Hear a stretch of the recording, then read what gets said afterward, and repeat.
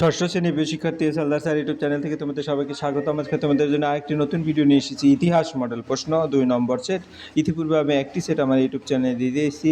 আজকের set number 2 50 মার্কের একটি স্কুলের প্রশ্ন আমি বিশ্লেষণ সহ সম্পূর্ণ সমাধান দেখাবো তোমাদের এই ভিডিওতে। কাজে তোমরা যারা এখনও আমার চ্যানেলটিকে সাবস্ক্রাইব করোনি তারা এখনই চ্যানেলটিকে সাবস্ক্রাইব করে বেল আইকনটি প্রেস করে দাও এরকম আরও অনেক ভিডিও পাওয়ার জন্য। তোমরা প্রথমেই দেখতে পাচ্ছ যে এটা সাঁতরাগাছি কেদারনাথ ইনস্টিটিউশনের একটি প্রশ্ন, যেটা তোমার এখানে এই প্রশ্নটিতে আছে 1 নম্বরে 5টি এমসিকিউ, সঠিক উত্তরটি নির্বাচন করো। 2 নম্বরে হচ্ছে নিচের প্রশ্নগুলি উত্তর দাও, 11টি প্রশ্ন আছে। এবং 3 নম্বরে হচ্ছে তোমার 2 মার্কের 2টি প্রশ্ন অ্যান্সার করতে হবে। 4 নম্বরে হচ্ছে টিকা লিখতে হবে তোমার যে কোনো 3টি 5 মার্কের, এবং 5 নম্বরে হচ্ছে তোমার 5 মার্কেরই যে কোনো 3টি প্রশ্নের উত্তর দেয়। টোটাল প্রশ্ন আমি আরও একটু বড় করে দেখিয়ে দিই। হ্যাঁ, তোমরা দেখে নিলে এক এক করে টোটাল যে 50 মার্ক, 1 2 3 4। যাক, সরাসরি আমরা উত্তর বিশ্লেষণে যাব। তো প্রথমে যদি বলি, বৈদিক সমাজে পরিবারের প্রধান ছিলেন রাজা, বৃহস্পতি, বাবা। আসলে বৈদিক সমাজে পরিবারের প্রধান ছিলেন বৃহস্পতি। বৈদিক যুগে পরিবার ছিল সমাজের মূল একক। পরিবারের প্রধানকে বৃহস্পতি বলা হতো।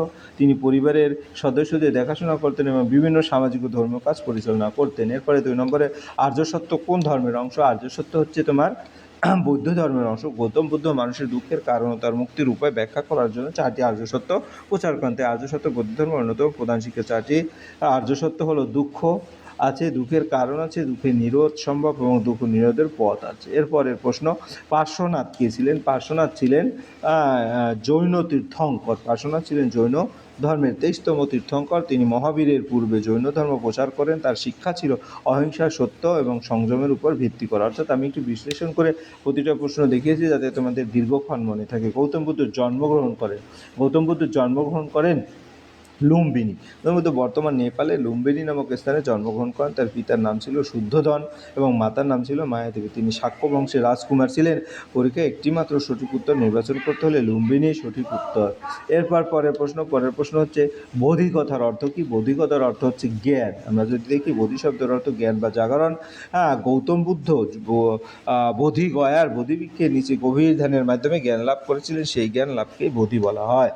পরের প্রশ্ন বোধিকতা, যেটা আমি বলে দিলাম। এবার 2 নম্বর, বেদের অপর নাম কি? বেদের অপর নাম 1 নম্বরের প্রশ্ন। এরকম করে টোটাল 11টি প্রশ্ন আছে। তাহলে আমি 1 নম্বর প্রশ্ন, বেদের অপর নাম হচ্ছে শ্রুতি। বেদকে তোমরা শুধু উত্তরটাই লিখবে, বিশ্লেষণটা আমি তোমাদের মনে রাখার জন্য বলেছি। বেদকে শ্রুতি বলা হয় কারণ প্রাচীন ঋষিরা এগুলি শুনে শ্রবণ করে শিষ্যদের কাছে প্রচার করেছিলেন। বহুদিন ধরে এগুলি মুখে মুখে প্রচলিত ছিল। এরপরের প্রশ্ন, ইন্দিকা গ্রন্থটি কার লেখা? ইন্দিকা গ্রন্থটি মেগাস্থেনিস। মেগাস্থেনিসের গ্রিক দূত। তিনি চন্দ্রগুপ্ত মৌর্যের রাজসভায় এসে ভারতের সমাজ, অর্থনীতি, প্রশাসন সম্পর্কে তথ্য সংগ্রহ করে ইন্দিকা গ্রন্থ রচনা করেন। কনিষ্কের রাজধানীর নাম কি? কনিষ্কের রাজধানীর নাম হচ্ছে পুরুষপুর, বর্তমান পেশোয়ার। বিশ্লেষণ, কুষাণ সম্রাট কনিষ্কের রাজধানী ছিল পুরুষপুর। এটি বর্তমানে পাকিস্তানে পেশোয়ার নামে পরিচিত। পরের প্রশ্ন হচ্ছে, শ্বেতাম্বর গোষ্ঠীর নেতা কে ছিলেন? স্থূলভদ্র। জৈন ধর্ম 2টি প্রধান সম্প্রদায় বিভক্ত হয়, শ্বেতাম্বর এবং দিগম্বর। শ্বেতাম্বর সম্প্রদায়ের নেতা ছিলেন স্থূলভদ্র। পরের প্রশ্ন, রামায়ণের রচয়িতার নাম কি? মহর্ষি বাল্মীকি। রামায়ণ ভারতের অন্যতম প্রাচীন মহাকাব্য। এর রচয়িতা মহর্ষি বাল্মীকি, তাকে আদিকবি বলা হয়। পরের প্রশ্ন হচ্ছে, সত্যকামের গুরু কে ছিলেন? গৌতম ঋষি। উপনিষদ কাহিনী অনুযায়ী সত্যকাম জাবালকে গৌতম ঋষি তার শিষ্য হিসাবে গ্রহণ করেছিলেন এবং শিক্ষা দিয়েছিলেন। পরের প্রশ্ন, দক্ষিণ ভারতের একজন মহাজনপদের নাম লেখো। দক্ষিণ ভারতের একজন অসমক। ষোড়শ মহাজনপদের মধ্যে অসমক ছিল দক্ষিণ ভারতের একমাত্র মহাজনপদ। পরের প্রশ্ন, মেগালিথ কি? বৃহৎ পাথর দিয়ে তৈরি সমাধি বা স্মৃতিচিহ্নকে মেগালিথ বলা হয়। মেগা অর্থ বড় এবং লিথ অর্থ পাথর। প্রাচীনকালে মৃত ব্যক্তিদের স্মৃতির উদ্দেশ্যে বড় বড় পাথর ব্যবহার করে যে সমাধি তৈরি করা হতো তাকে মেগালিথ বলা হয়। পরের প্রশ্ন, জৈন ধর্মে মোট কতজন তীর্থঙ্কর ছিলেন? 24 জন। জৈন ধর্মে মোট 24 জন তীর্থঙ্কর ছিলেন। প্রথম তীর্থঙ্কর ছিলেন ঋষভনাথ এবং শেষ তীর্থঙ্কর ছিলেন মহাবীর। পরের প্রশ্ন, বেদাঙ্গ সংখ্যা কত? 6টি। বেদ অধ্যয়নের জন্য 6টি সহায়ক শাস্ত্র ছিল যেগুলি বেদাঙ্গ বলা হয়। এগুলি হলো শিক্ষা, কল্প, ব্যাকরণ, নিরুক্ত, ছন্দ এবং জ্যোতিষ। পরের প্রশ্ন, চন্দ্রগুপ্ত মৌর্যের রাজধানীর নাম কি ছিল? পাটলিপুত্র। মৌর্য সাম্রাজ্যের রাজধানী ছিল পাটলিপুত্র, বর্তমান বিহারের পাটনা শহরের প্রাচীন পাটলিপুত্র। পরের প্রশ্ন, কুষাণ হ্যাঁ, এটা 2 নম্বরের প্রশ্ন। কুষাণ সম্রাটরা কেন নিজেদেরকে দেবপুত্র বলতেন? কুষাণ সম্রাট নিজেদের দেবপুত্র বা ঈশ্বরের পুত্র বলে পরিচয় দিতেন, যাতে প্রজাদের কাছে তাদের মর্যাদা ও ক্ষমতা বৃদ্ধি পায় এবং তাদের শাসনকে দেবতা প্রদত্ত বলে মনে করা হয়। বিস্তারিত বিশ্লেষণ তোমরা দেখে নেবে। আমি 2 মার্কের প্রশ্নটা শুধু দেখাচ্ছি। এরপরের প্রশ্ন, ত্রিপিটকের কয়টি ভাগ ও কী কী? ত্রিপিটকের 3টি ভাগ, সেগুলো হলো বিনয় পিটক, সূত্র পিটক এবং অভিধর্ম পিটক। বিস্তারিত আলোচনা। বিনয় পিটক বোধি ভিক্ষু এবং ভিক্ষুণীদের আচরণবিধি ও নিয়মগুলি এতে লিপিবদ্ধ আছে। সূত্র পিটক গৌতম বুদ্ধের উপদেশ ও ধর্মীয় বাণীতে সংকলিত হয়েছে ও অভিধর্ম পিটক বৌদ্ধ ধর্মের দার্শনিক তত্ত্ব এবং গভীর ব্যাখ্যা এতে আলোচনা করা হয়েছে। এরপর পরের প্রশ্ন টিকা লিখ যে কোনো 3টি। একলব্য পরিচয়। একলব্য ছিল মহাভারতের একজন বিখ্যাত চরিত্র। তিনি নিষাদ রাজা হিরণ্যধনুর পুত্র ছিলেন। ছোটবেলা থেকে তিনি ধনুর্বিদ্যা শিখতে আগ্রহী ছিলেন।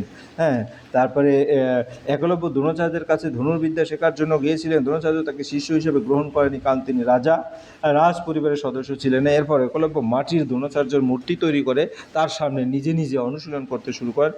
কঠোর পরিশ্রমের ফলে তিনি একজন দক্ষ ধনুর্বিদ হয়ে ওঠেন।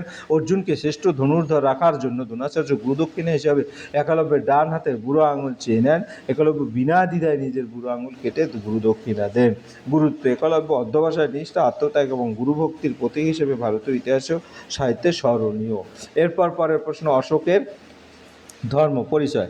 মৌর্য সম্রাট অশোক কলিঙ্গ যুদ্ধের পর বৌদ্ধ ধর্ম অনুপ্রাণিত হয় এক বিশেষ নীতি গ্রহণ করেন, যা অশোকের ধর্ম নামে পরিচিত। কলিঙ্গ যুদ্ধের ভয়াবহতা দেখে অশোক গভীরভাবে অনুতপ্ত হন। তিনি হিংসা ত্যাগ করে শান্তি ও মানব কল্যাণের পথে চলার সিদ্ধান্ত নেন। তার ধর্ম কোনো নির্দিষ্ট ধর্মীয় মতবাদ ছিল না, এটি ছিল নৈতিক আচরণ শিক্ষা। অশোকের ধর্মের মূলনীতি ছিল অহিংসা পালন, সকল ধর্মের প্রতি সহিষ্ণুতা, পিতামাতা ও গুরুজনদের সম্মান, সত্যবাদিতা ও দয়া, মানুষ ও পশু পাখির কল্যাণ। গুরুত্ব। অশোক তার শিলালিপি ও স্তম্ভ লিপির মাধ্যমে এই ধর্মের প্রচার করেছেন। এর ফলে সাম্রাজ্যে শান্তি ও সম্প্রীতি প্রতিষ্ঠিত হয়। পরের প্রশ্ন হচ্ছে এলাহাবাদ প্রশস্তি। এলাহাবাদ প্রশস্তি হলো সমুদ্রগুপ্তের কীর্তি বর্ণনাকারী একটি গুরুত্বপূর্ণ শিলালিপি। এটা যদি বিস্তারিত আলোচনা করি, উত্তরপ্রদেশের বর্তমান প্রয়াগরাজ এলাহাবাদে অবস্থিত অশোক স্তম্ভ উত্তীর্ণ আছে। সমুদ্রগুপ্তের সহকবি হরিসেন এই প্রশস্তি রচনা করেন। এতে সমুদ্রগুপ্তের সামরিক অভিযান, বিজয় এবং শাসন ব্যবস্থার বিবরণ পাওয়া যায়। ঐতিহাসিক গুরুত্ব। সমুদ্রগুপ্তের জীবন ও কৃতিত্বের সম্পর্কে গুরুত্বপূর্ণ তথ্য জানা যায়। গুপ্ত যুগের রাজনৈতিক ইতিহাস বোঝার প্রধান উৎস। সমুদ্রগুপ্তকে ভারতের নেপোলিয়ন বলা হয়, প্রমাণ এই লিপিতে পাওয়া যায়। গুরুত্ব। প্রাচীন ভারতের ইতিহাস জানার অন্যতম নির্ভরযোগ্য উৎস হল এলাহাবাদ প্রশস্তি। পরের প্রশ্ন হচ্ছে ত্রিরত্ন পরিচয়। ত্রিরত্ন বৌদ্ধ ধর্মের 3টি প্রধান আশ্রয় বা ভিত্তিক বোঝায়। ত্রিরত্নের 3টি অংশ হচ্ছে বুদ্ধ, গৌতম বুদ্ধ ও তার শিক্ষা, ধর্ম, বুদ্ধের উপদেশ ও নীতিমালা, সংঘ, বৌদ্ধ ভিক্ষু ও ভিক্ষুদের সংগঠন। বৌদ্ধ ধর্ম গ্রহণ করার সময় একজন ব্যক্তি ত্রিরত্নে আশ্রয় গ্রহণ করেন। বৌদ্ধদের মতে মুক্তির পথ খুঁজে পাওয়ার জন্য এই 3টির উপর বিশ্বাস রাখা প্রয়োজন। ত্রিরত্ন বৌদ্ধের মূল ভিত্তি হিসেবে বিবেচিত হয়। এরপরে যদি বলি গুরুত্ব, বৌদ্ধ ধর্মের ত্রিরত্ন বৌদ্ধ ধর্মের পরিচয় আদর্শকে ধারণ করে বৌদ্ধ ধর্মের ধর্মীয় জীবন কেন্দ্রবিন্দু। পরের প্রশ্ন হচ্ছে তোমার 5 নম্বরের প্রশ্ন, বৈদিক সমাজে কত ভাগে বিভক্ত ছিল? বৈদিক সমাজ প্রধানত 4টি বর্ণে বিভক্ত ছিল: ব্রাহ্মণ, ক্ষত্রিয়, বৈশ্য, শূদ্র, জৈন। তাহলে বৈদিক যুগে সমাজের কাজের সুবিধা ও শৃঙ্খলা বজায় রাখার জন্য মানুষকে বিভিন্ন পেশা ও দায়িত্বের ভিত্তিতে ভাগ করা ছিল। এই ব্যবস্থাকে বর্ণ ব্যবস্থা বলে। ব্রাহ্মণ যজ্ঞ পূজা পরিচালনা করতেন, শিক্ষা দিতেন এবং বেদ অধ্যয়ন করতেন। ক্ষত্রিয়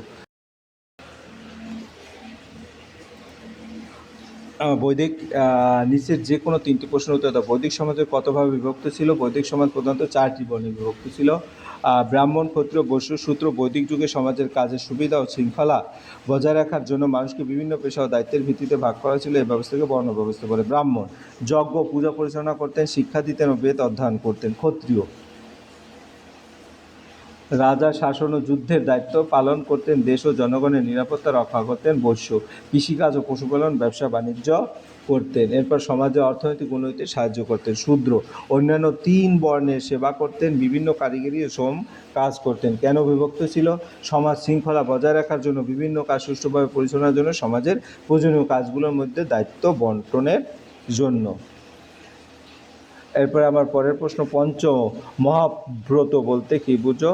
জৈন ধর্মের অনুসারীদের জন্য মহাবীর যে 5টি ধর্মের নীতি ও ব্রত পালন করার নির্দেশ দিয়েছিলেন সেগুলো পঞ্চ মহাব্রত বলা হয়। পঞ্চ মহাব্রত হচ্ছে কোনো জীবকে হত্যা বা আঘাত না করা, সর্বদা সত্য কথা বলা, অন্যের অনুমতি ছাড়াই কোনো জিনিস গ্রহণ না করা এবং অপরিগ্রহ, অতিরিক্ত সম্পদ ও ভোগবিলাসের প্রতি আসক্ত না হওয়া, ব্রহ্মচর্য, ইন্দ্রিয় সংযম ও পবিত্র জীবনযাপন করা বিস্তারিত মহাবীর মনে করতেন। হ্যাঁ, যে এই 5টি নীতি পালন করলে মানুষ পাপ থেকে মুক্ত হতে পারে এবং মোক্ষ লাভ করতে পারে। জৈন ধর্মে এই নীতিগুলো বিশেষ গুরুত্ব রয়েছে। এরপর পরের প্রশ্ন, উপসংহার। পঞ্চ মহাব্রত জৈন ধর্মের নৈতিক জীবনের ভিত্তি ও মহাবীরের অন্যতম প্রধান শিক্ষা। এরপর পরের প্রশ্ন হচ্ছে, জৈন ধর্ম বৌদ্ধ ধর্মে কী কী মিল এবং অমিল তোমার চোখে পড়ে? মিল, প্রতিষ্ঠাকাল। উভয় ধর্মের খ্রিস্ট ধর্ম 6ষ্ঠ শতক প্রচলিত হয়। বৌদ্ধিক আচার বিরোধিতা, উভয় ধর্মের জটিল যজ্ঞ আচার অনুষ্ঠানের বিরোধিতা করে। অহিংসা, দুই ধর্মে অহিংসার উপর গুরুত্ব দেওয়া হয়। কর্মফল ও পুনর্জন্ম, উভয় ধর্মে কর্মফল ও পুনর্জন্ম বিশ্বাস। জৈন ধর্ম বৌদ্ধ ধর্ম। তারপরে মোক্ষ বা নিবারণ। প্রতিষ্ঠাতা মহাবীর, বৌদ্ধ ধর্ম হচ্ছে প্রতিষ্ঠাতা গৌতম বুদ্ধ।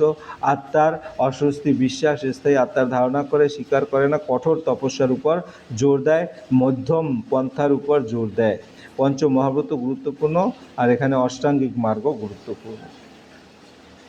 উভয় ধর্মের লক্ষ্য মানুষের মুক্তি হলেও তাদের শিক্ষা অনুসরণ করার পদ্ধতির মধ্যে কিছু গুরুত্বপূর্ণ পার্থক্য রয়েছে। এরপরে সর্বশেষ যে প্রশ্ন, মৌর্য সম্রাট গুপ্তচর কেন নিয়োগ করতেন? মৌর্য সম্রাট সমাজের নিরাপত্তা ও প্রশাসনের কার্যকারিতা, প্রজাদের অবস্থা সম্পর্কে তথ্য সংগ্রহ করার জন্য গুপ্তচর নিয়োগ করতেন। মৌর্য সমাজের ভারতের প্রথম বৃহৎ সমাজ, এত বড় সমাজ পরিচালনার জন্য সম্রাটের সর্বত্র নিজে রাখা প্রয়োজন ছিল। গুপ্তচর নিয়োগের কারণ, প্রশাসনের উপর নজরদারি, সরকারি কর্মচারী সঠিক কাজ করছে কিনা তা জানার জন্য, বিদ্রোহ প্রতিরোধ, তারপর প্রজাদের অবস্থা জানা, শত্রুদের সম্পর্কে তথ্য সংগ্রহ, আইন শৃঙ্খলা বজায় রাখাই ছিল এই ভিডিওর আদ্যপন্থ। আশা করি ভিডিওটি মনোযোগ সহকারে দেখলে ফুল প্রশ্ন কিন্তু ক্লিয়ার বুঝতে পারবে। পরিশেষে বলবো, ভিডিওটি দেখার জন্য অসংখ্য ধন্যবাদ। ভিডিওটি ভালো লাগলে লাইক, কমেন্ট, শেয়ার করতে ভুলবে না। আজ এই পর্যন্তই, ধন্যবাদ সবাইকে।